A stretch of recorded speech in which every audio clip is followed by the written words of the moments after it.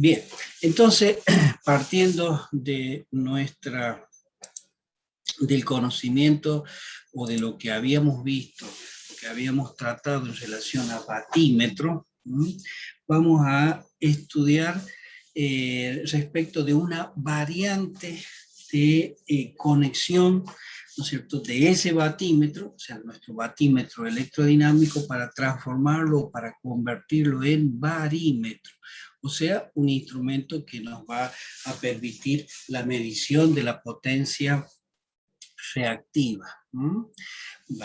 Es decir, y resulta de que a posteriori del análisis que vamos a hacer, vamos a ver prácticamente que es el mismo batímetro, es el mismo instrumento que hemos visto, o sea, el instrumento electrodinámico con sus dos bobinados, con su forma de conexión, exactamente lo mismo, y con una ligera variante en cuanto a los componentes internos que constituyen o que se agregan a esos bobinados que hemos visto. Pero para ello, un poquito lo que vamos a hacer es una deducción, si se quiere, teórica e inclusive matemática, que nos va a permitir justamente recurrir a esa variante para transformar nuestro batímetro en barímetro.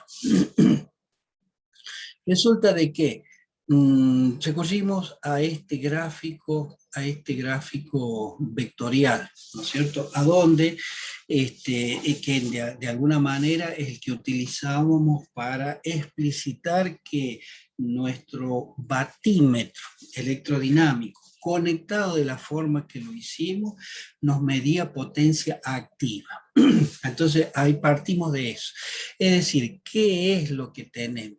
A ver, tenemos en este diagrama vectorial nosotros podemos representar o recurrimos a la representación gráfica mediante vectores de la tensión aplicada. Nosotros esa tensión aplicada recordamos que la veíamos dispuesta o conectada a el bobinado voltimétrico. Entonces esa sería la representación gráfica. A partir de ahí decimos, si nosotros tenemos que, lógicamente, el sistema de generación, ¿no es cierto?, está conectado a una carga eléctrica, que puede ser de cualquier tipo, puede ser una carga resistiva, puede ser una carga inductiva, una carga capacitiva o una complementación de todas ellas, ¿no es cierto?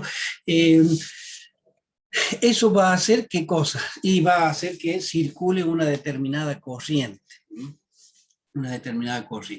Esa corriente va a tener una característica que justamente va a estar determinada por el tipo de carga que tenemos. Entonces suponemos, y eso es tal vez como un ejemplo general, ¿no es cierto?, que tenemos una carga que es del tipo inductiva, o sea que tiene mayor preponderancia lo inductivo, por lo tanto va a estar retrasada con respecto a la tensión un determinado ángulo que nosotros lo llamamos phi. Genéricamente siempre lo hemos denominado de esa forma.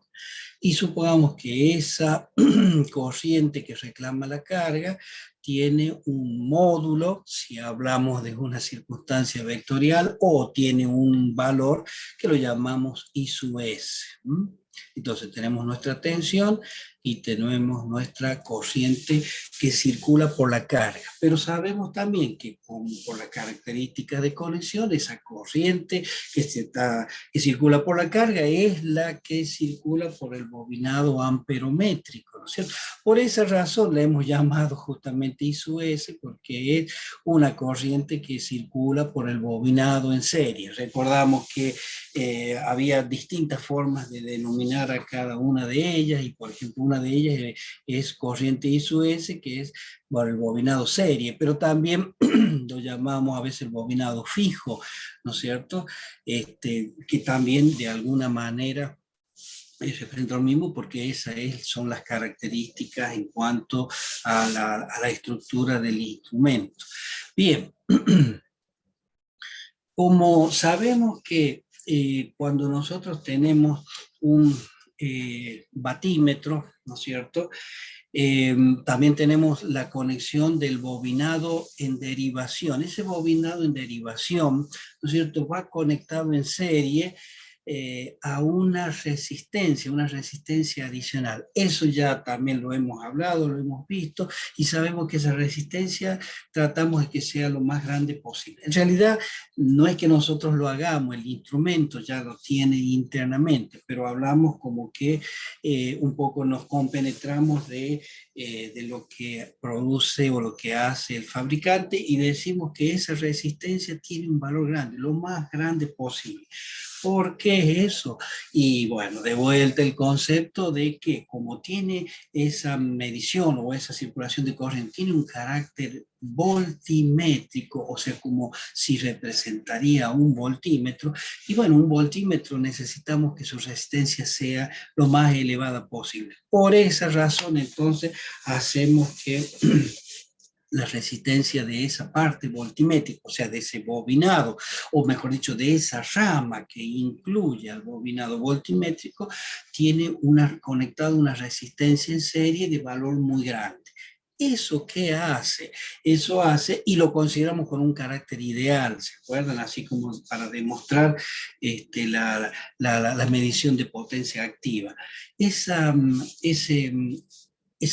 corriente derivada por el bobinado voltimétrico, que está en serie con una resistencia muy alta, tiene un carácter resistivo, en mayoría totalmente resistivo. Podemos decir que casi tiene una valoración resistiva, un carácter o un tipo de corriente resistiva. Por esa razón, a esa corriente que circula por el bobinado en derivación, que va a ser proporcional por lógica a la tensión aplicada y a la resistencia total que tenga esa rama, nosotros lo llamamos I sub D, pero fundamentalmente la consideramos dibujado, representada gráficamente en el diagrama vectorial en fase con la tensión.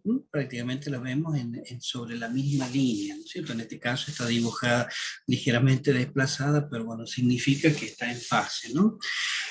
Bueno, entonces, en ese caso, si recordamos, entonces, y recurriendo a la ecuación de funcionamiento del instrumento Profe, ¿cómo anda electrodinámico, usted?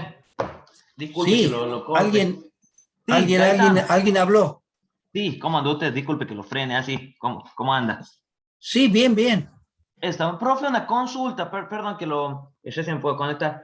Sobre el tema del recuperatorio, Sí, ¿qué pasó? no se estipuló fecha, nada, todavía no. Yo la clase pasada no me pude conectar.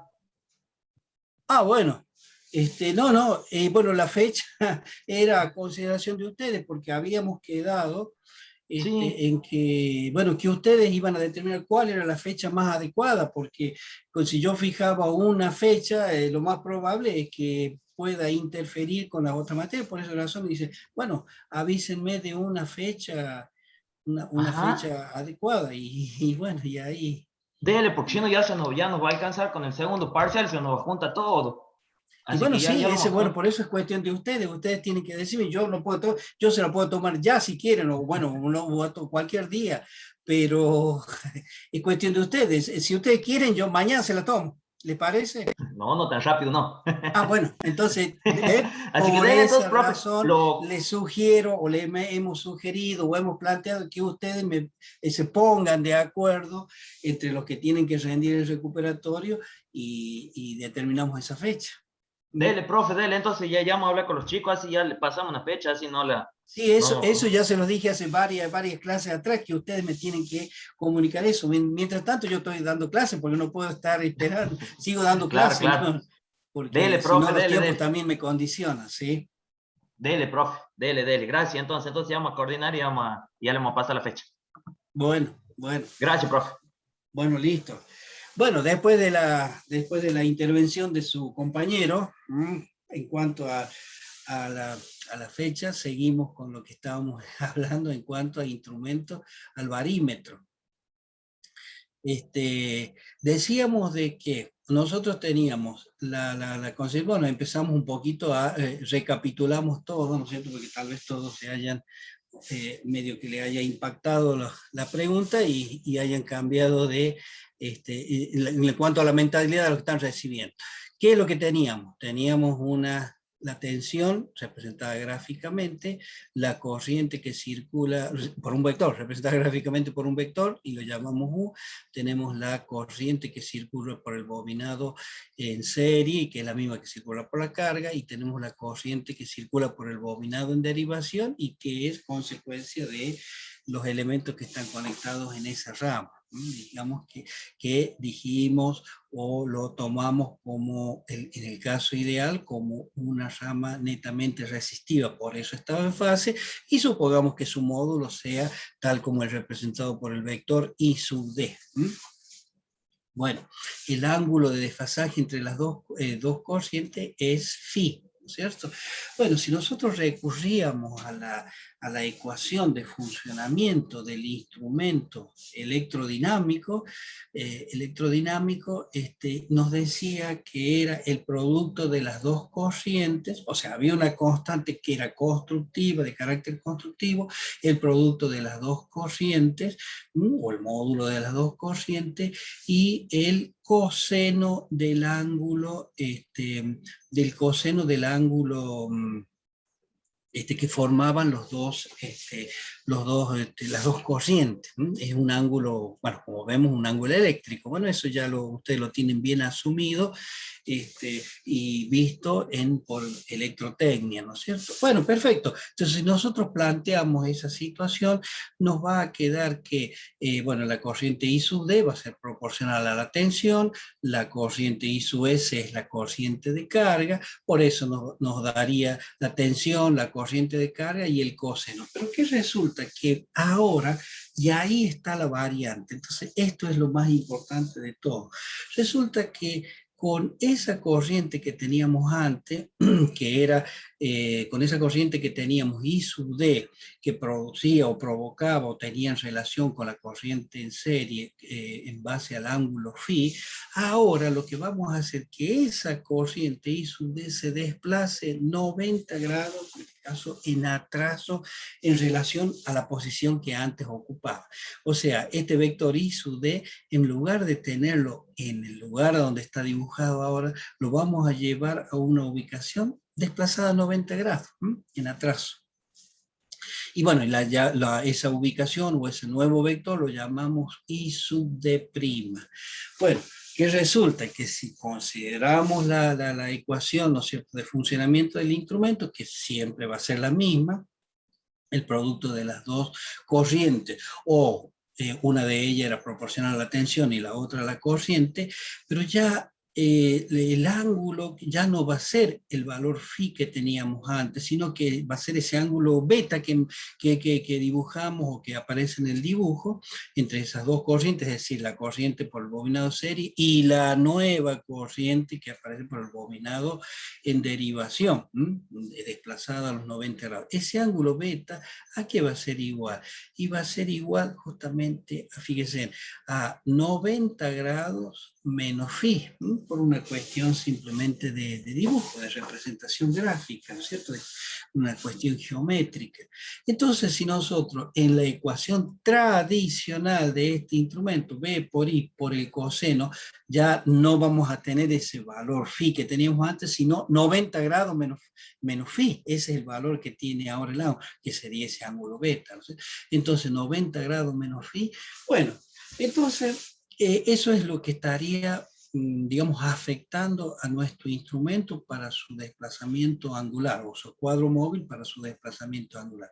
Si nosotros desarrollamos esta relación, que es coseno de 90 grados menos phi, si nosotros desarrollamos eso a través de las identidades trigonométricas, que la podemos buscar o podemos recurrir en cualquier bibliografía de matemáticos, de trigonometría, vamos a ver que este coseno de 90 grados menos phi es igual a seno de phi.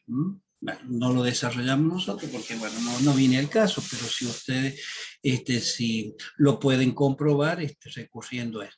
Entonces, este coseno de 90 grados menos phi se transforma en seno de phi. Y nos va a quedar que la potencia que va a estar midiendo va a ser la tensión por la corriente por el seno de phi. O sea, lo que tenemos expresada en nuestra primera ecuación. ¿Y qué es lo que es eso?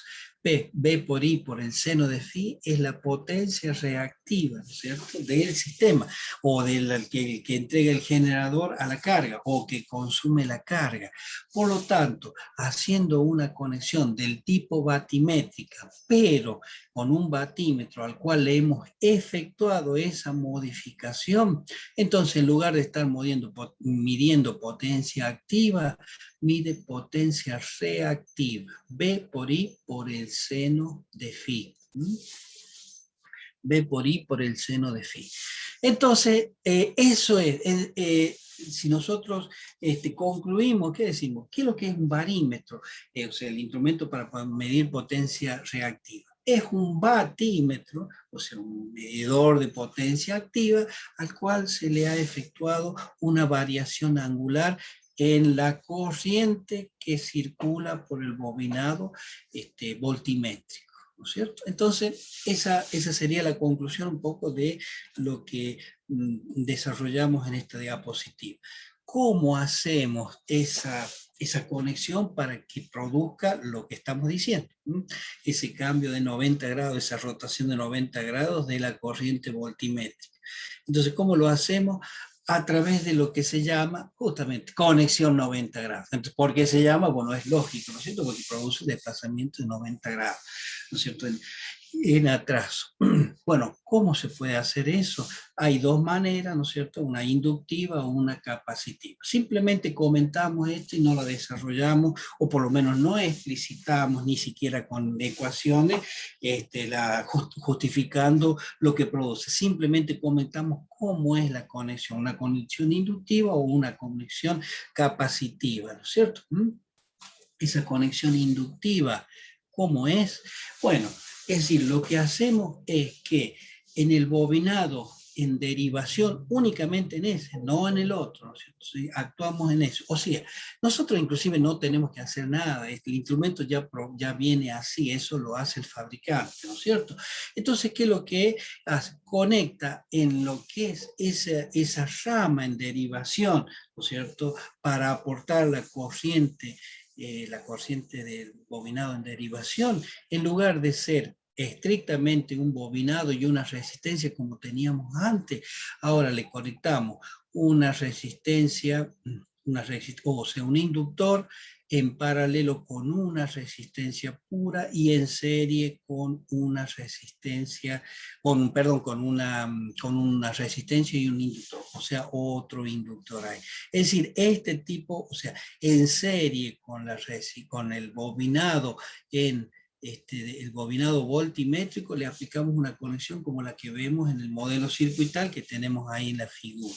Eso hace este tipo de conexión y calculados adecuadamente, tanto la resistencia R2, R1 y RAD, hacen de que a la tensión aplicada pues, en el bobinado voltimétrico produzca la circulación de una corriente, fíjense, por el bobinado en derivación, ¿no es cierto?, que va a ser el que marcamos como RB en el dibujo, o sea, I1, va a estar desplazada 90 grados en relación a la tensión aplicada.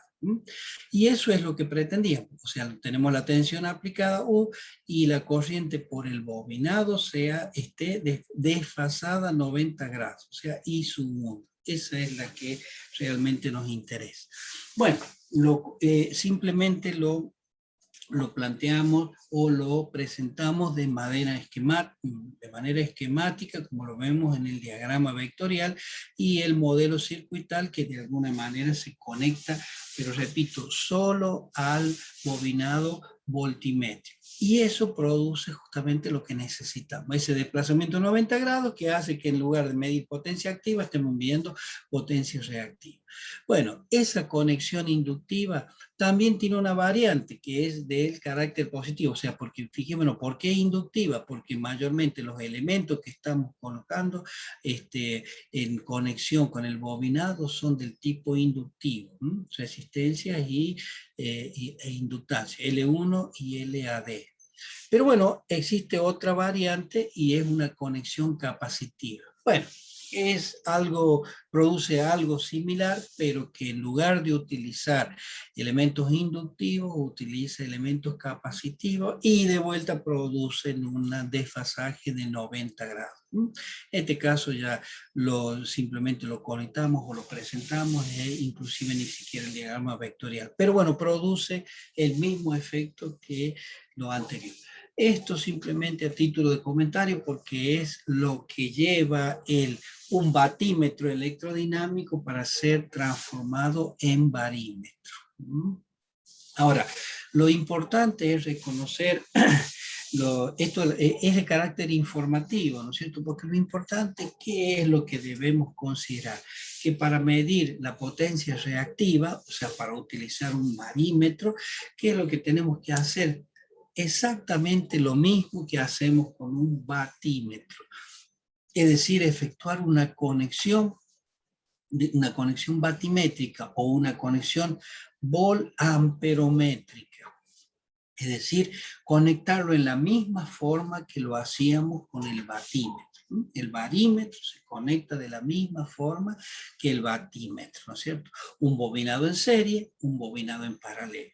Repito que las conexiones estas de 90 grados y todas esas consideraciones teóricas no tenemos que analizarlas nosotros, sino simplemente utilizar el instrumento y que lo hacemos en la misma forma. Las conexiones, quién las hace o quién lo prepara ese instrumento para que se transforme en barímetro, bueno, es el fabricante, ya nos lo entrega de esa forma, ¿no es cierto? Bueno, con eso Profe, nosotros, sí, adelante, alguien preguntó algo, ¿sí? sí, buenas tardes, profe. Pregunta, Sí. ahí la bobina del instrumento sería RB. En Perdón, este, no, ¿sabe? No le escuché bien. sí, ahí la bobina del instrumento, la parte voltimétrica sería RB. RB, sí, Esa es señor. la bobina. La bobina voltimétrica. Si bien acá Bien, vemos que está dibujada como que en forma horizontal, antes la dibujábamos en forma vertical, ¿verdad? Bueno, pero es bien, esa bobina, el bobinado voltimétrico del instrumento batimétrico, si queremos decir, el instrumento electrodinámico, que lo dibujamos en forma vertical. Bueno, ahora simplemente está dibujado así en forma horizontal, pero es toda esa rama. bien, bien. Esa rama, o sea, para nosotros, y a su pregunta, RB es el bobinado voltimétrico, ¿no es cierto? O sea, tiene un carácter, acuérdense que decíamos que tiene un carácter resistivo casi, ¿no es cierto? Porque por esa resistencia adicional que le conectamos, ¿para qué? Para aumentar la resistencia interna o para que la rama tenga un carácter resistivo puro. Pero bueno, con el agregado de los otros elementos, ya sea C1, C2 y R2, ya cambia y produce el desplazamiento de 90 grados, que es lo que nos interesa. A su pregunta, en definitiva, RB sería el bobinado voltimétrico. ¿Está Bien, bien, bien? Eso es gracias. lo que, eso evacúa su duda. Sí, sí, esa era la Bien. consulta. Muy bien. Bueno, entonces, desde el punto de vista del uso del instrumento, repito, nosotros o ustedes lo que tienen que tener en cuenta es que este instrumento se utiliza exactamente desde el punto de vista de su conexión, ¿no es cierto? Exactamente igual que el batímetro. Entonces, una conexión serie, una conexión en paralelo o una conexión volt-amperométrica, si lo decimos de esa manera, ¿no es cierto? Bueno, entonces, hasta ahora, perdón, hasta ahora, ¿qué hemos visto? Hemos visto que con nuestro instrumento electrodinámico, nosotros lo utilizamos o lo transformamos o lo aplicábamos como un instrumento para medir potencia activa y para medir potencia reactiva. Es decir, batímetro y barímetro. Pero existe otra variante más también de este instrumento y que es ya una variante más acentuada que la anterior, porque la anterior era una variante de carácter, circuital que hacíamos, ¿no es cierto? Bueno, ahora vamos a hacer una variante un poco más constructiva. Si bien sigue siendo un instrumento electrodinámico, ¿no es cierto?, por su principio de funcionamiento, pero tiene una variante constructiva muy especial. ¿Cuál es? Y es que en lugar de tener una bobina móvil, como lo teníamos en el caso anterior, del electrodinámico común, vamos a agregar otra bobina móvil. O sea, vamos a tener dos bobinas móviles. Entonces vamos a tener una bobina fija y vamos a tener dos bobinas móviles. Esas bobinas móviles están montadas sobre el mismo eje, sobre un mismo eje y están cruzadas, digamos. O sea, no tienen, o sea, su forma de montaje las hace en forma de cruz, en cruz 90 grados o en una cruz con un ángulo diferente, ¿no es cierto?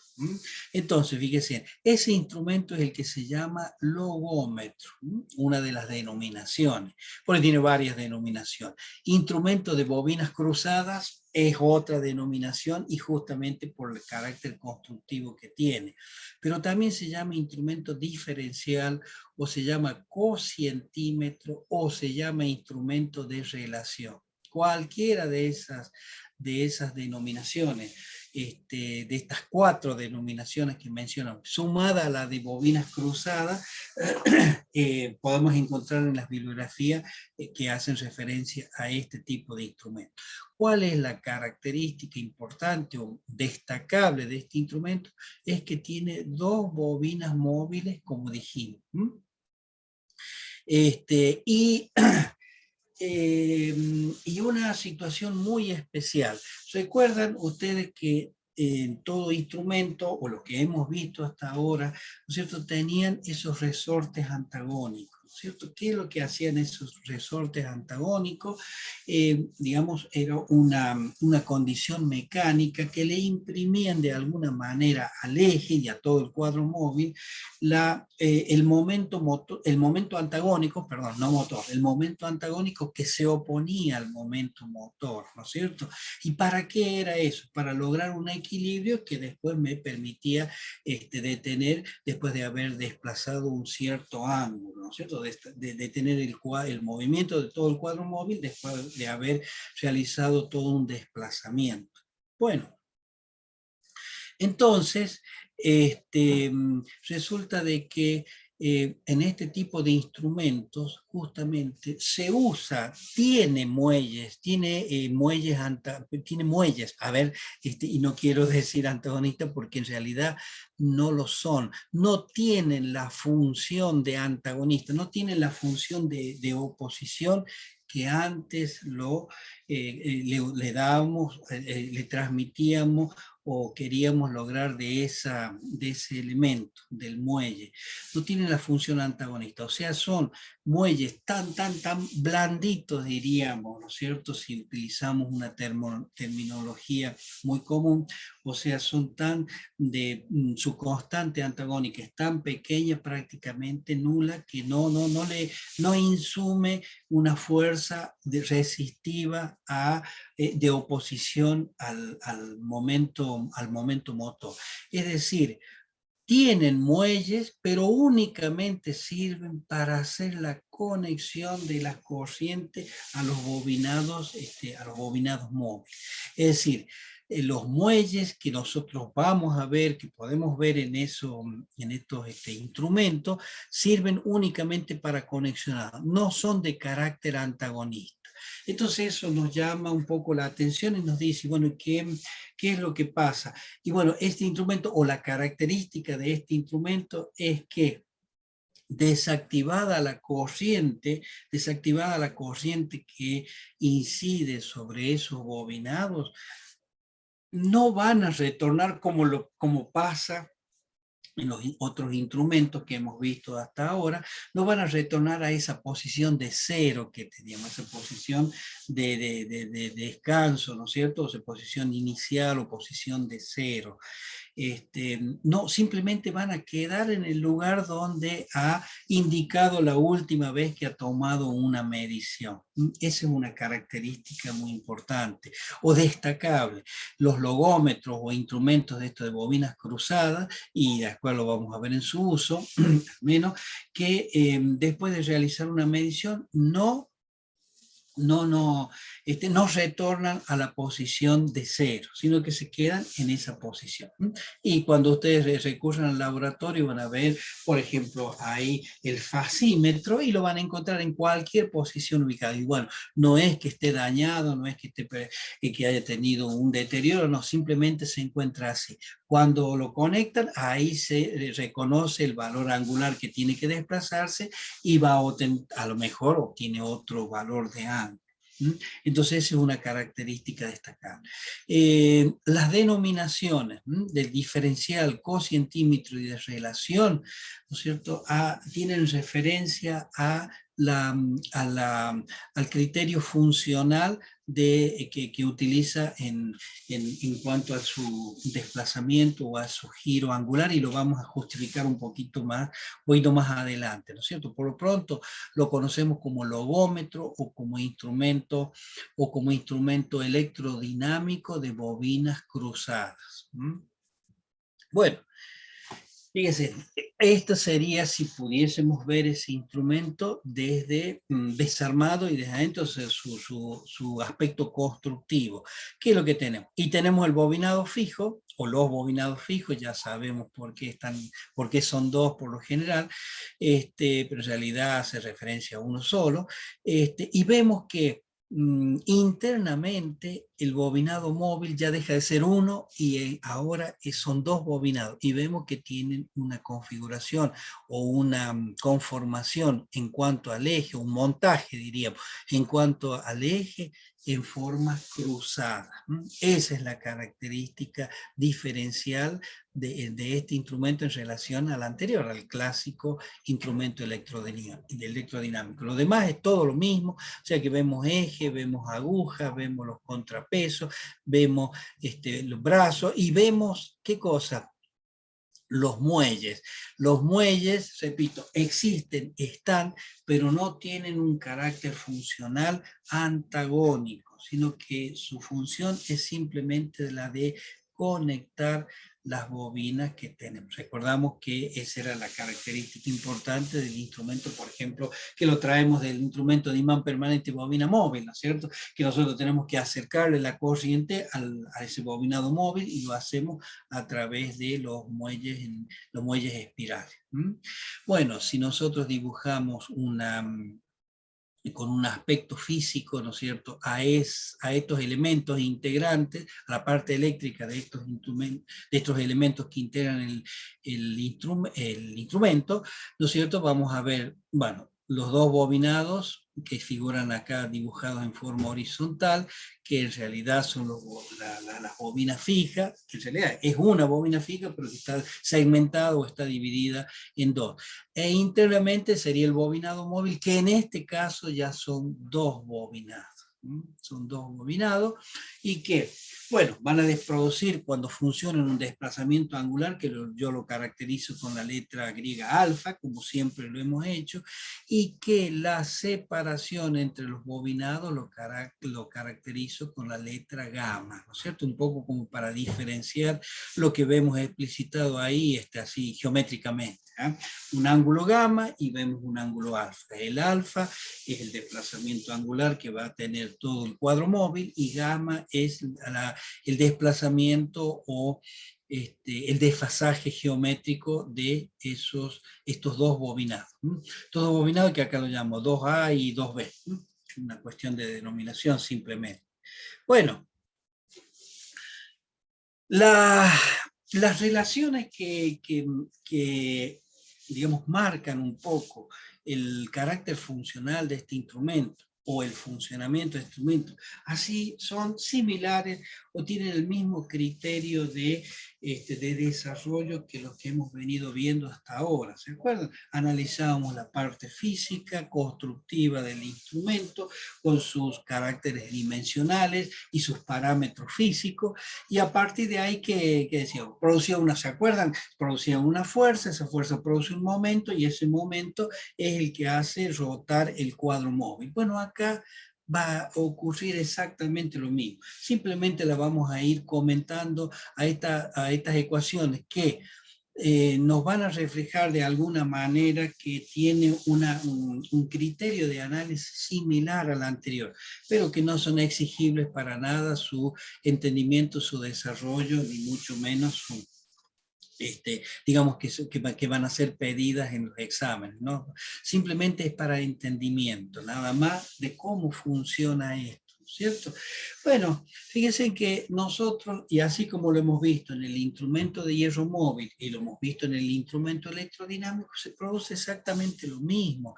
Es decir, se va a producir la generación de un momento en uno de los bobinados, en un bobinado móvil, debido a la circulación por el bobinado fijo, la circulación de corriente por el bobinado móvil, por ejemplo el A, ¿no es cierto? Y al coseno del ángulo que forman, el ángulo eléctrico que forman esas dos corrientes. Eso lo habíamos visto que era una cuestión ya de funcionamiento, ¿no es cierto? Por la variación de la mutua inductancia con respecto al ángulo A.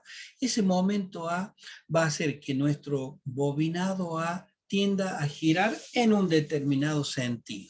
¿Qué es lo que ocurre? Como tenemos otro bobinado parecido, similar, y que después vamos a ver que son prácticamente iguales, que en cuanto a su construcción son iguales, también va a existir sobre el bobinado B, ¿no es cierto?, un momento motor que también va a ser como el caso anterior, y porque sobreviene de la misma teoría, del mismo concepto funcional, va a ser el producto de las corrientes por el bobinado fijo, la corriente por el bobinado móvil, el coseno del ángulo, bueno, phi sub 2 en este caso, y la variación de la mutua inductancia con respecto al ángulo A. O sea, va a tener una ecuación similar a la anterior. Lo importante, ¿saben qué? Es tener en cuenta que esos momentos sí son opuestos, no continuos, no se suman en realidad, como a veces lo hacíamos en otros instrumentos, sino que en este caso son opuestos. Y justamente, fíjense, uno de ellos se transforma en momento motor, por ejemplo el MA, y el otro se transforma en momento antagonista, o sea, el otro es el que produce el freno. O sea que el efecto que antes necesitábamos que produzcan los muelles en espiral, es decir, ese freno, esa oposición, ahora la va a dar justamente una especie de momento motor que se opone a otro, ¿no es cierto? O sea, entre los dos momentos motores se van a equilibrar cuando se desplace un cierto ángulo. Ese ángulo de desplazamiento que produce cada uno de ellos va a lograr un equilibrio en base a esa concepción angular relacionado con el ángulo alfa, que es el ángulo de desplazamiento, y el ángulo gamma, que es el ángulo de separación entre bobinados. Bueno, de manera que, analizados estos, los dos momentos en su momento se equilibran, y eso nosotros matemáticamente lo representábamos por esta ecuación, igualábamos los dos momentos, a partir de ahí igualamos las ecuaciones características en relación a ellos, ¿no es cierto? Y se logra, fíjense, acomodando un poco las ecuaciones, ¿no es cierto? Se logra llegar a una relación como la que tenemos, bueno, vamos a la última que tenemos planteada en la diapositiva. Fíjese, I sub A, ¿no es cierto? Y todos los parámetros son los que provienen de la ecuación anterior. I sub A por el coseno de phi sub 1 dividido en I sub B por el coseno de phi sub 2. Y después tenemos seno de gamma menos alfa y seno de alfa. Si nosotros observamos esa relación que tenemos, vamos a ver que, bueno, es una igualdad que relaciona valores funcionales o basados en las relaciones trigonométricas, ¿no es cierto?, del coseno de Fisu 1, coseno de Fisu 2, y de la parte geométrica en relación a los ángulos gamma y al ángulo alfa, que podemos, fíjese, explicitarla con alguna, o simplificarla inclusive, con algunas consideraciones especiales. ¿Cuál es? Que la bobina 1 y la bobina 2, o la bobina A y la bobina B, como le hemos llamado, A y B, sean iguales. Si son iguales, sus constantes, a C sub A y C sub B, van a ser iguales. Si son iguales esas bobinas, podemos lograr de que los ángulos también sean iguales, e inclusive si lo hacemos 0 grados, es decir, que produzcan el mismo desfasaje angular, y considerando que el ángulo gamma puede ser 90 grados, es decir, el cruzamiento de bobina conforme una relación cuadrática, o sea, más bien no cuadrática, sino de ángulo de 90 grados, entonces toda esa relación que teníamos antes se va a simplificar considerablemente y vamos a tener que los ángulos Fisu 1 y Fisu 2 son iguales, coseno de Fisu 1 y coseno de Fisu 2 van a ser iguales, se pueden simplificar, nos va a quedar que en el primer término I sub A, I sub B, y en el segundo término seno de 90 grados, ya dijimos, porque son bobinas cruzadas en ángulo recto, menos alfa y seno de alfa. Esto resuelto por las identidades trigonométricas, este seno de 90 grados menos alfa es coseno de alfa. ¿Qué es lo que es? Coseno de alfa sobre seno de alfa lo podemos explicitar en base a los conocimientos de trigonometría como 1 sobre tangente de alfa. O podemos, digamos, explicar toda esta o representar toda esta relación desde el punto de vista del ángulo alfa y explicitarla como tangente de alfa igual a I sub B sobre I sub A. Fíjense, ¿qué tipo de función es esta? Y esta es una función trigonométrica, pero nosotros podemos decir que el ángulo alfa, el movimiento que tiene todo el cuadro móvil, ¿no es cierto? Si lo analizamos así, ya un carácter conceptual visto muy desde arriba, el ángulo alfa va a ser igual a una relación de dos corrientes, la relación de las corrientes que circulen por el bobinado, por los dos bobinados móviles, el I sub B y la I sub A. A ver, entonces, eso justamente es lo que necesitábamos demostrar. ¿Para qué? Un poco para tener en cuenta las denominaciones de este instrumento. Fíjense que alfa, o sea, el desplazamiento angular, si bien acá está afectado de la tangente, o sea, pero con una cuestión funcional, el ángulo alfa es una relación de las corrientes que circulan por los dos bobinados. Una relación, o sea, un cociente. Entonces, fíjense, volvemos a las diapositivas anteriores, a ver si era esto. Fíjense, se llama, además del logómetro, se llama cocientímetro. ¿Por qué? Porque su relación funcional está basada en un cociente. O se llama también instrumento de relación. ¿Por qué? Porque esa relación funcional, esa ecuación a la que hemos nosotros llegado, es una relación entre las corrientes que circulan por los bobinados. ¿No es cierto? Bueno, entonces todas estas denominaciones de alguna manera tienen relación con esas cualidades o características que nosotros vemos basadas en esta relación. Bueno, entonces esa es, digamos, como el aspecto teórico de funcionamiento de este tipo de instrumentos, es decir, el instrumento de bobinas cruzadas. Perfecto. Ahora, ¿en qué lo aplicamos? ¿Para qué nos sirve entonces decir todo esto, ¿cierto? Entonces, ¿cuál es el concepto que nos tiene que quedar hasta acá, independientemente de que hayamos mirado un poquito y hayamos conversado respecto de las relaciones funcionales y de las características? Es que es un instrumento electrodinámico especial, porque en lugar de tener una bobina móvil, tiene dos bobinas móviles y que están cruzadas. Bueno, y que su relación funcional está basada justamente en un cociente de las corrientes por los dos bobinados, ¿no es cierto? Bueno, pero lo más importante de todo siempre viendo cualquier tipo de instrumento, es la aplicación que le damos. Es decir, ¿para qué nos sirve esto? ¿No es cierto?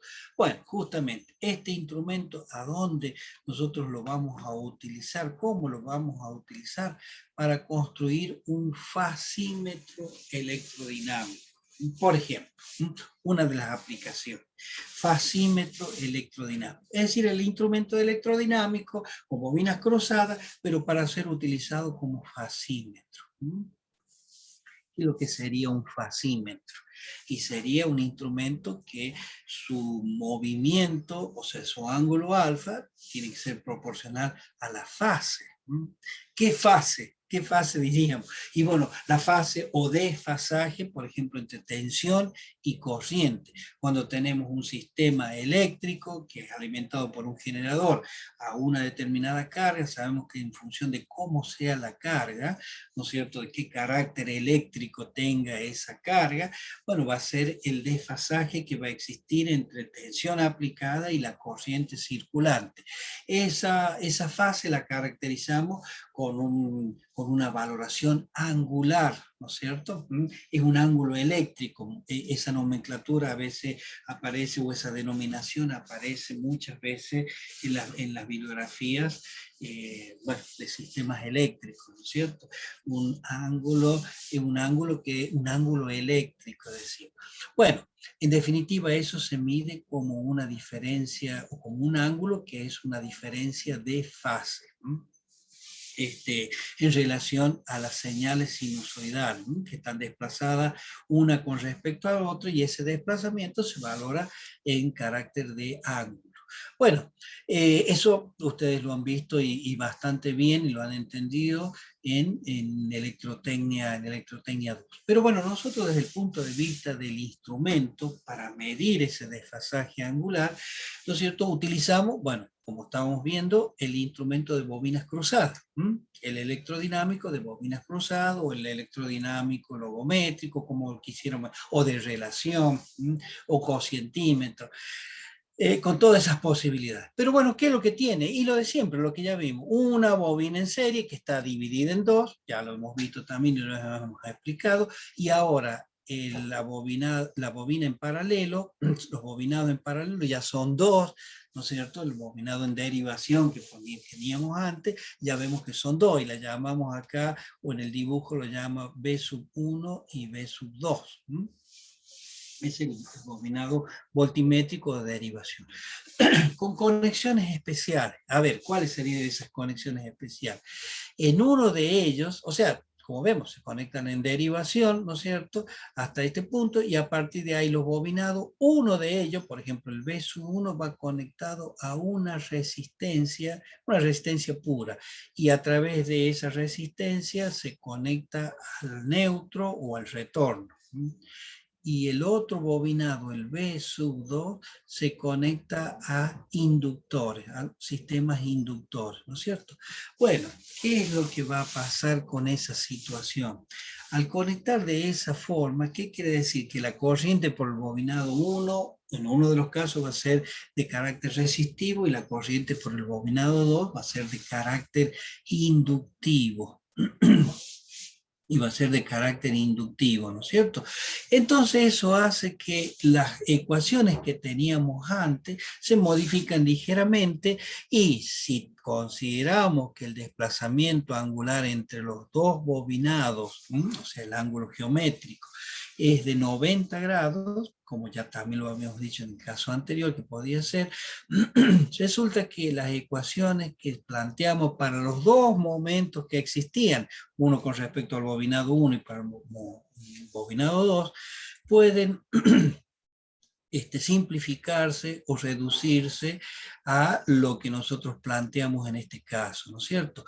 Que resuelto desde un punto de vista de las identidades trigonométricas, o sea, el seno de 90 grados menos alfa, aquí lo que es igual y al coseno de alfa, y el coseno de 90 grados menos perdón, dije alfa, 90 grados menos phi, ¿a qué va a ser igual? Y al seno de phi. O sea que vemos que esta situación puede simplificarse desde el punto de vista utilizando las identidades trigonométricas. Entonces, al igualar los momentos, que ya sabemos que eso es lo que pasa, porque un momento hacía rotar en un sentido y el otro en sentido contrario, de manera que en algún momento se equilibran los dos, y resulta de que planteadas esas ecuaciones y desarrolladas y simplificada en su forma de expresión, llegamos a que el seno de alfa sobre el coseno de alfa es igual a lo que tenemos arriba, una constante C2 y por I sub 2 por el seno de phi, C sub 1 I sub 1 coseno de phi. En realidad, miremos simplemente, porque ya sabemos C sub 1 y C sub 2 son constantes constructivas, I es la corriente por el bobinado fijo, I sub 2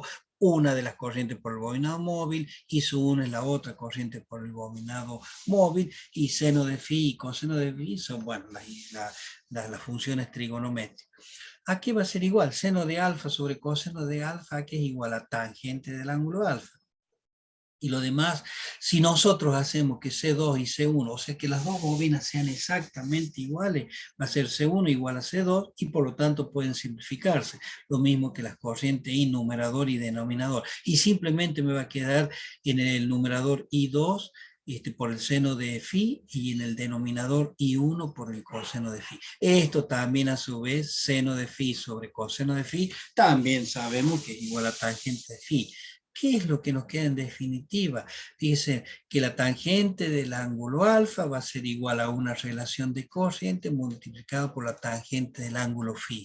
No nos olvidemos de qué es lo que es cada una de esas cosas. O sea, si bien nosotros lo llevamos con un desarrollo matemático, no nos olvidemos qué es lo que es cada una de ellas. ¿Qué es lo que era alfa? Alfa es el movimiento angular de todo el cuadro móvil y por ende de la aguja. Es el desplazamiento angular. Es la indicación que produce, es decir, el ángulo que de alguna manera produce el ángulo rotado por todo el cuadro móvil, que nosotros lo notamos en la aguja, lo vamos a ver, ¿no? Eso es alfa. ¿Y qué es lo que era phi? Phi era el desfasaje entre las tensiones, entre la tensión y la corriente, o sea, el desfasaje en un sistema eléctrico. Entonces, ¿qué es lo que nos está diciendo esta ecuación?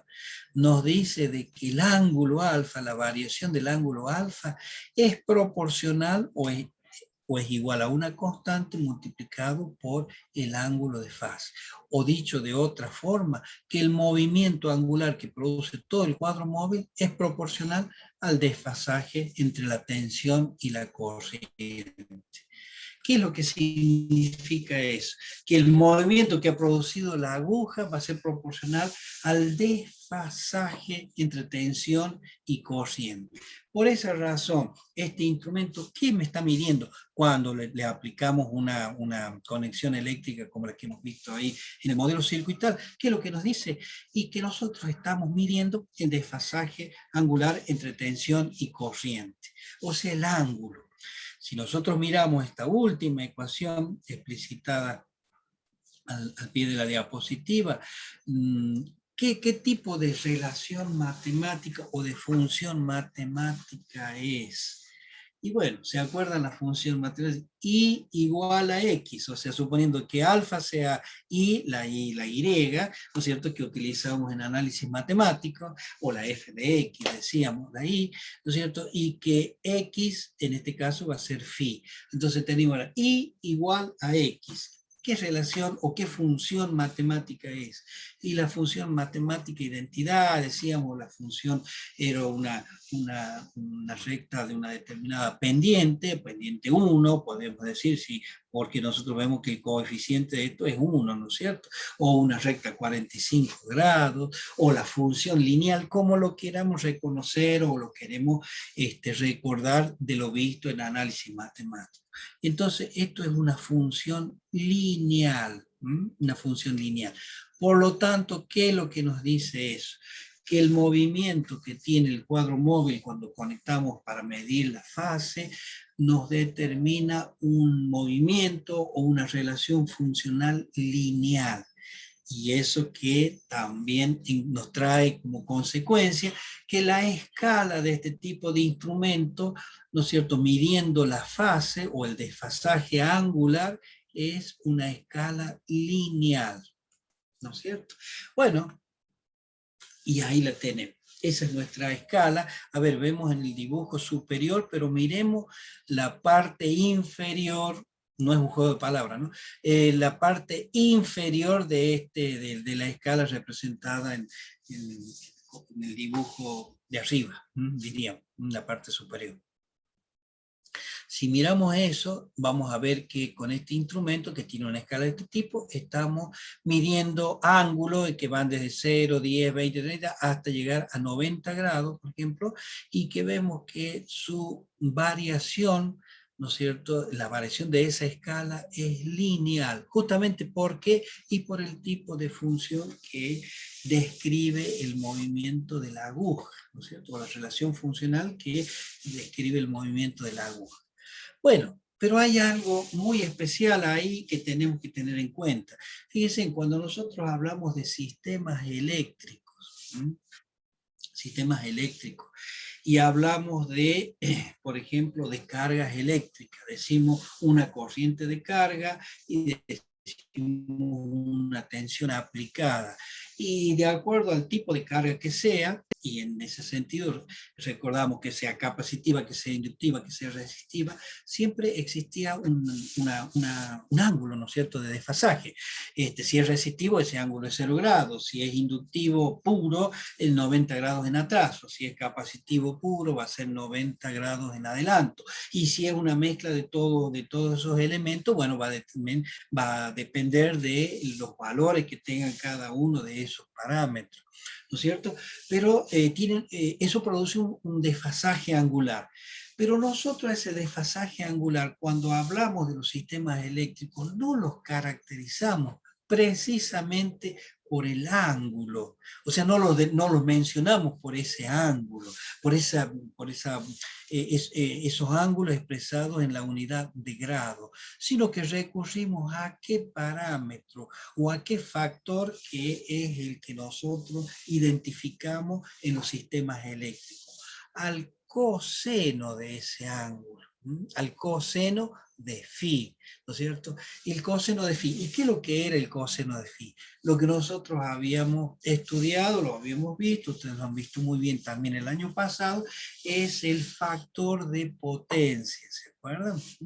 Ese factor de potencia es el que caracterizaba el desfasaje entre tensión y corriente, o tomado con otro criterio de parámetro, el desfasaje entre potencias activas y potencias aparentes, por ejemplo, ¿no es cierto? Entonces, no recurríamos precisamente a establecer una valoración angular que la podíamos determinar y la podíamos calcular, sino más precisamente al coseno de phi, porque era en la forma en que lo calculamos, lo aplicamos e incluso lo expresamos. Entonces, quiere decir que en nuestro instrumento, que tiene una escala lineal, ¿no es cierto?, por la relación funcional, resulta que cuando nosotros cambiamos la expresión de phi y la llevamos a coseno de phi, ya la consideración cambia, ya deja de ser lineal, porque a partir de eso pasa a ser una función alineal, ¿no es cierto? Como son las funciones circulares, ¿no es cierto? Las funciones trigonométricas circulares, el coseno de phi. Entonces pasa a ser una función alineal, y si no, recuerden ustedes el dibujo de un coseno, ¿cómo es? ¿No es cierto? No es una recta, sino que es una línea curva, con esa variación sinusoidal. Entonces pasa a ser una función alineal, y fíjense en que de alguna manera con valoraciones prácticamente opuestas, si podemos decirlo de esa forma, al desarrollo de las valoraciones angulares. Antes teníamos el 0 a la derecha y el 90 grados a la izquierda. Fíjense que ahora, cuando la transformamos aplicando el coseno, vamos a tener el 0 a la izquierda y el 1 en este caso a la derecha. y que la valoración, ¿no es cierto?, en todo el espectro es diferente, ya no es lineal. O sea, las amplitudes para iguales desplazamientos, ¿no es cierto?, de la variable independiente ya no son iguales en este caso. Fíjense que acá es más pequeño al comienzo, mayor en el centro y mucho mayor a la derecha, diríamos, ¿no es cierto? O sea, alineal, totalmente alineal. Por lo tanto, la expresión de nuestro fasímetro, cuando nosotros lo valoramos con el coseno de phi, que es lo que utilizamos en electricidad, ¿no es cierto?, ya va a tener una escala alineal. Bueno, pero ¿cómo lo habíamos llamado este instrumento? Fasímetro. ¿Por qué? Porque medía la fase.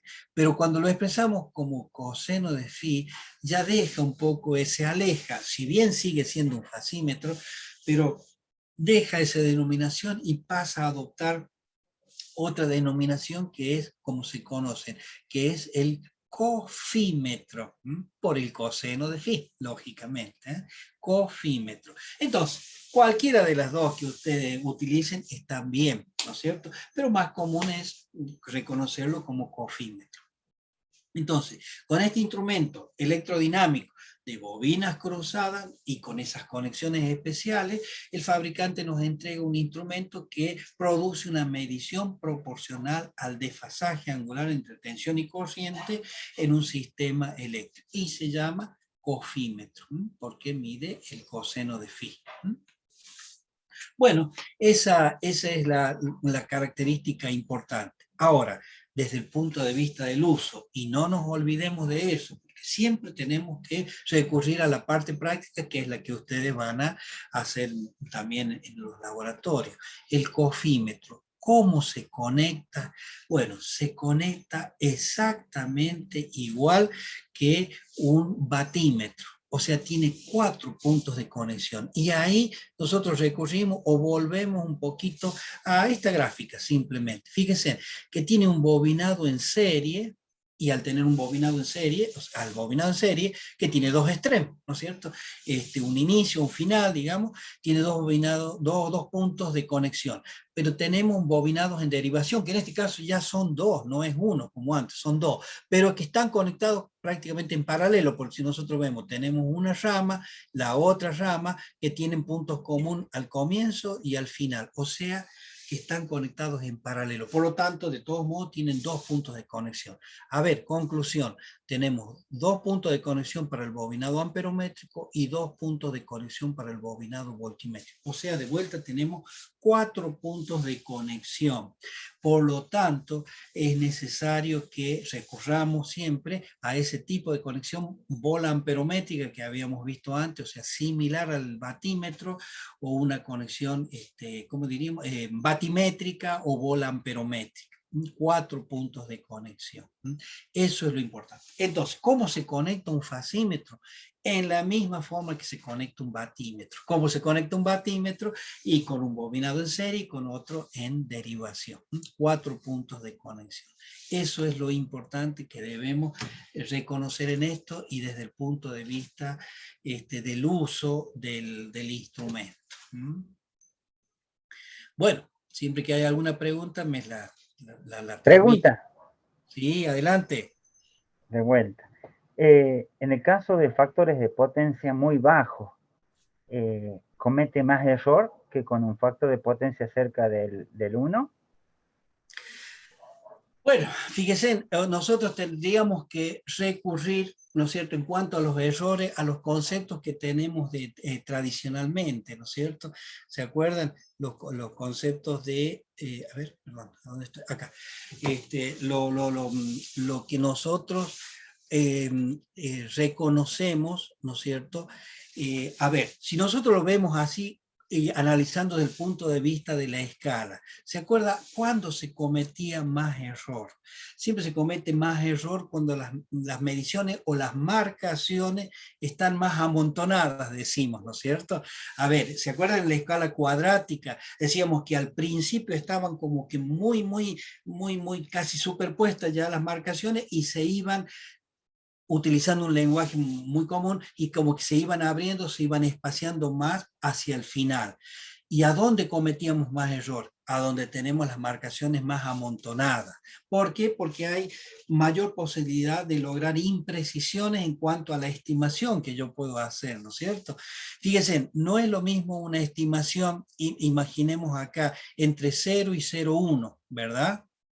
0 y 0,1, que tenemos un menor espaciamiento. La estimación, bueno, es muy fácil confundir dos valores intermedios cuando hago la interpolación.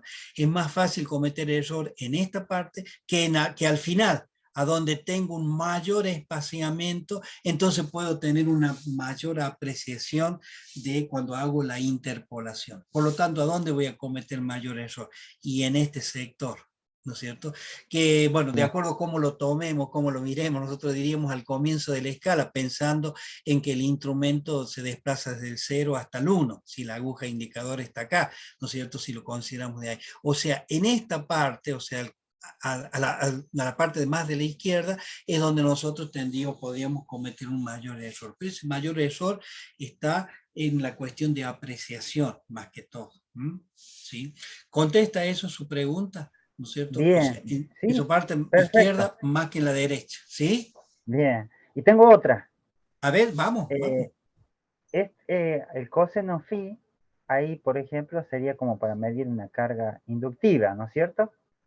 Porque si quiero medir capacitiva, se va para el otro lado, digamos. En los Sí, sí. digitales, por ejemplo, dice menos 0,9, menos 0,8, pero en el analógico no sé cómo será. Mire, en los instrumentos analógicos es muy común, si bien acá no lo hemos planteado, ¿no es cierto? Pero es muy común que en el instrumento analógico tengan un doble escalamiento. A ver, es decir, tenga todo un espectro de escala con un 0 en el centro, con un 0 en el centro, y tenga una parte inductiva, pongámosle a la derecha, y una parte capacitiva a la izquierda. Entonces el mismo instrumento se va a mover hacia un lado, hacia el otro, según cómo sea el desfasaje angular, ¿no es cierto? O la carga, sea inductiva o sea capacitiva. Eso es lo que ustedes van a ver también en el laboratorio, lo van a ver a un instrumento de ese tipo. La verdad que me faltaría una filmina, o no una filmina, una diapositiva donde explicito de presente una escala de ese tipo dividida, inductiva y capacitiva con un 0 en el centro. Y acuérdense en algo también, ustedes cuando vean este instrumento, a lo mejor de primera vista en el laboratorio, ¿qué es lo que van a ver? Que la aguja se encuentra en cualquier lado, o sea, en cualquier posición la van a encontrar la aguja, nunca la vamos a encontrar en el 0 como lo hemos visto en un voltímetro, en un amperímetro, porque acuérdense, la explicación es porque como no tiene un momento antagónico que la vuelva y lo obligue a tener una posición determinada en el 0, ¿no es cierto? Porque ese muelle antagónico, acuérdense, es tan débil que únicamente sirve para conexión eléctrica, no como muelle antagónico. Recién actúan uno como momento motor y como momento antagónico cuando tenemos las dos bobinas energizadas, circulando corriente. Entonces lo más probable es que lo encontremos en cualquier lugar la aguja. Y no es que el instrumento esté malo, sino que ahí queda. O sea, cuando le retiramos la excitación y quedó en ese lugar y no se movió más, ¿no es cierto? Cuando volvemos a excitarlo todo, bueno, la aguja o el cuadro móvil busca el valor correspondiente en relación al ángulo de desfasaje entre tensión y corriente y va a ubicar ese lugar, ¿no es cierto? Eso también tenganlo en cuenta. ¿Contesta eso a su pregunta, Ana Cusi? Sí, sí, perfecto. Y entonces, Bueno. el mismo instrumento, podemos tener lectura de ángulo o de valores de coseno phi. O Sí, sea que sería un cosímetro y mayormente, un sí, fasímetro. ¿no? Mayormente están explicitados como coseno de phi, porque fíjense que es lo que más necesitamos, ¿no es cierto? O mejor dicho, es lo usual, es lo que más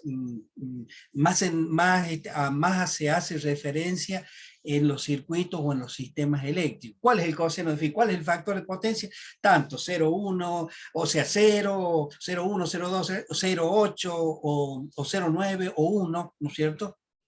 Porque en realidad normalmente no lo expresamos como valores angulares, salvo que, bueno, por una cuestión de cálculo lo necesitemos, pero no, nunca hablamos de ángulo de tantos grados, sino siempre hablamos del coseno de phi. Así que por lo general, las escalas están marcadas en valores del coseno de phi, entre 0 y 1. ¿Sí? Bien, bien. Y bueno, de ahí sumado a todo eso, o sea, es lo que ustedes han visto y han, sin lugar a duda, han realizado resolución de ejercicio y de problemas en cuanto a la mejora del coseno de phi, que lo han hecho el año pasado y lo van a seguir haciendo en algunas otras materias porque es una situación muy, muy especial y muy utilizada. Bueno, en este caso este instrumento nos va a permitir hacer la medición. También hay que tener en cuenta siempre las advertencias que puedan darnos estos instrumentos y en ese sentido recurrimos a todo lo que hemos visto anteriormente cuando decíamos que siempre debemos respetar que tanto las tensiones aplicadas como las corrientes aplicadas no superen los valores permisibles de los bobinados estos, ¿no es cierto? O sea, siempre tenemos que mirar si es un instrumento previsto, supongamos, para una tensión de 110 voltios, estoy dando un ejemplo así general, tenemos que tener cuidado de no aplicárselo directamente a 220 porque, bueno, lo más probable es que pasado algunos minutos pueda tener inconvenientes, ¿cierto? Entonces siempre hay que tener cuidado un poco en relación a los parámetros que le aplicamos a cada uno de los bobinados. Eso también hay que tener cuidado. Pero bueno, este instrumento básicamente nos sirve, repito, como cofímetro para medir el coseno de phi. Pero de última, uno si tiene ese valor puede calcular el ángulo si quiere, ¿no es cierto? Recurriendo a las funciones trigonométricas. ¿Está bien? El ángulo de desfasaje, bien. El ángulo de desfasaje. ¿Qué ángulo de desfasaje? Entre tensión o corriente, o entre potencia activa y potencia aparente, ¿no es cierto? ¿Está bien? Bien, bien, bien, bien. ¿Responde eso entonces a su pregunta? Sí, y bueno, me surge otra. Muy bien. Sí, sí. Si conectamos al revés, ya sea el circuito voltimétrico, por ejemplo, en vez de poner la fase, una punta y la otra en el neutro, o el circuito amperométrico, la entrada de la corriente con la salida, me va a medir si hubiera una carga reactiva, inductiva, me mediría al revés, como que fuera capacitiva, ¿no es cierto? Si cometo error de conexionado. Normalmente estos instrumentos no tienen polaridad, podríamos decir, porque no tienen polaridad. ¿En qué sentido? No son como los instrumentos, a ver, como el instrumento, ¿se acuerdan del instrumento de imán permanente y bobina móvil? Que eso nosotros debíamos siempre respetar la polaridad, sino el instrumento tendía a marcar hacia otro lado, ¿no es cierto? Estos instrumentos no tienen polaridad, reconocen, o sea, de la forma que lo conectemos, ¿no es cierto? No nos dicen esto tiene que estar más y menos, no sé. Por lo tanto, nosotros a los dos bornes de conexión que tenemos, que uno es fase y otro es neutro, nos va a producir la medición. O sea, porque eso es independientemente de la carga que tengamos. La carga, de cualquier forma que se conecte, siempre va a ser una carga inductiva o siempre va a ser una carga capacitiva, ¿no es cierto? De todos modos, para su comprobación, cuando hagamos un práctico, una medición de esto, ahí veamos, ¿no es cierto?, ahí con el ingeniero Conci, de que, bueno, invertir la polaridad, a ver qué es lo que pasa, y ahí podemos sacarnos ya todo un poco esas dudas, ya de un punto de vista netamente práctico, y ver un poco, comprobar esta situación, lo que estamos comentando ahora, ¿sí? Sería muy bueno incurrir después en esa posibilidad de conexión, ¿sí? ¿Está bien? No es que te quiera trasladar el problema a Conci, sino que de alguna manera ahí lo vamos a poder comprobar, ¿no es cierto? Y verificar. ¿Sí? Buenísimo. Bien, bien. ¿Alguna otra pregunta? No, está todo subsanado. Bueno, perfecto, no hay problema. ¿Cómo estamos con el tiempo? Ya estamos al borde. Porque otro de los instrumentos que nos permite realizar este tipo de principio de funcionamiento, o el electrodinámico logométrico de bobinas cruzadas, es el frecuencímetro. Bueno, pero ya estamos muy al borde de la hora, ya no vamos a tener tiempo de desarrollar ahora, si bien no es muy largo, es cortito, pero de alguna manera más bien lo dejaríamos para la clase que viene. Bueno, lo único que sí, fíjense, acá hay una gran diferencia entre siendo el mismo tipo de instrumento, fíjense, ¿no? Por eso siempre va a depender del uso que tenga. Acá tiene solo 2 puntos de conexión. Es el mismo instrumento, porque tiene las bobinas fijas y las 2 bobinas móviles, que se conectan de otra forma y con otros elementos, pero tiene solo 2 puntos de conexión. O sea, se utiliza, o su conexión es como si fuera un voltímetro, para el caso de un frecuencímetro. O sea, para medir la frecuencia yo lo utilizo a este mismo instrumento, pero conectado con un voltímetro, porque tiene 2 puntos de conexión. Por eso yo hago hincapié y repito, y he repetido varias veces, que nuestro fasímetro se conecta lo mismo que un batímetro, con 4 puntos de conexión. Es decir, la bobina amperométrica, 2 puntos de conexión, la bobina, en este caso son 2 bobinas voltimétricas, con 2 puntos de conexión, o sea, otros 2 más, o sea, 4 puntos de conexión. Que a veces esos 4, por lo que ya hemos dicho también de batímetro se reducen a 3, puede ocurrir eso, ¿no es cierto? Pero necesitan una conexión batimétrica, o sea, bola amperométrica, proporcional a la tensión y proporcional a la corriente. Es decir, ese es el fasímetro. Fíjense en que el mismo instrumento, pero ya utilizado de otra forma, como lo hemos mencionado, y este es simplemente un anticipo nada más, como frecuencímetro, porque es el mismo instrumento, sin embargo ya tiene solo 2 puntos de conexión. O sea, fíjense en todas las variantes que a veces podemos tener de uso con un mismo instrumento. Bueno, con eso ahí terminaríamos la clase de hoy.